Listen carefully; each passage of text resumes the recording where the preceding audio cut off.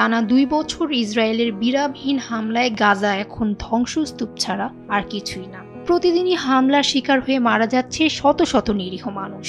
আর্থিক দিক থেকেও যে গাজার বিশাল ক্ষতি হয়েছে সেটিও এখন উন্মুক্ত। $6,800 কোটি ক্ষতির মুখে গাজা উপত্যকা এখন মৃতপ্রায়। 2 বছর ধরে প্রতিদিনের খবরে গাজায় ইসরায়েলি নির্মমতা কোনো খবর আসেনি এমনটা হয়নি। গাজা ধ্বংস হতে হতে এখন 90%ই ধ্বংসস্তূপ। ইসরায়েলিদের কষাঘাতে 2 বছর ধরে কোনো মতে দম ধরে রেখেছেন গাজাবাসীরা। এরপরও থেমে নেই ইসরায়েলি বাহিনী। গাজায় স্বজনদের হারিয়ে কিংবা পঙ্গুত্ব বরণ করে বেঁচে আছেন বহু মানুষ। চিকিৎসা নেওয়ার হাসপাতালকেও বাদ রাখা হয়নি। ধ্বংস করা হয়েছে 800-র বেশি মসজিদ।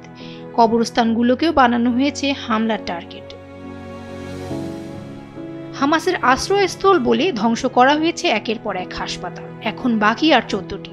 আর এসব মৃতপ্রায় হাসপাতালগুলোতেও থাকছে মুমূর্ষ রোগীদের উপচে পড়া ভিড়। কেউ হাসপাতালের মেঝেতে, আবার কেউ তাঁবু টাঙিয়ে নিচ্ছেন চিকিৎসা। গাজা ধর্ম মন্ত্রণালয়ের এক প্রতিবেদন বলছে 834টি মসজিদ সম্পূর্ণরূপে ধ্বংস করেছে ইসরায়েল বাহিনী। আংশিক বা গুরুতরভাবে ক্ষতিগ্রস্ত হয়েছে 275টি।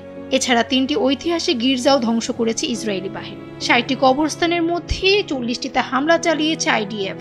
এর মধ্যে 21টি পুরোপুরি ধ্বংস করে দেওয়া হয়েছে।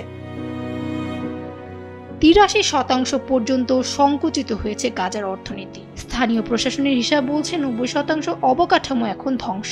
ক্ষতির পরিমাণ $6,800 কোটি ছাড়িয়েছে। জাতিসংঘ, EU ও বিশ্বব্যাংকের হিসাব বলছে গাজাকে আগের রূপে ফিরিয়ে আনতে প্রয়োজন $5,300 কোটি। $3,000 কোটি কেবল ভবন ও অবকাঠামো পুনর্গঠনে ব্যয় করতে হবে। আরও প্রায় $2,000 কোটি প্রয়োজন হবে শিক্ষা, স্বাস্থ্য, শিল্প ও বাণিজ্য খাত পুনর্গঠনে। এরই মধ্যে ইসরায়েলি হামলায় ধ্বংস হয়েছে 90% শিক্ষা প্রতিষ্ঠান, সাংস্কৃতিক ও ধর্মীয় কেন্দ্র। আমি হাসুরাওয়ার্দী, সময়ের আলো।